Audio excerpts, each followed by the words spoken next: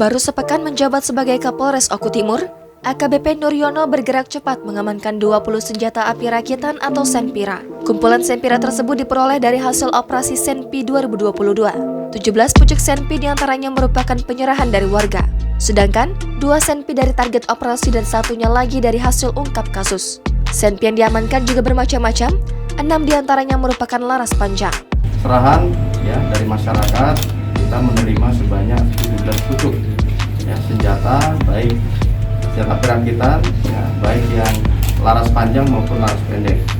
Adapun laras panjang sebanyak 6 pucuk dan juga senjata laras pendek ini sebanyak 11. Tentunya kami sangat mengapresiasi kepada masyarakat. Kapolres Oku Timur, AKBP Nuryono mengungkapkan, selain mengamankan Senpi, pihaknya juga mengamankan 3 tersangka. 2 tersangka terkait kepemilikan Senpi dan 1 tersangka lainnya melakukan tindakan pidana menggunakan Senpi yang bersamaan di masa operasi Senpi.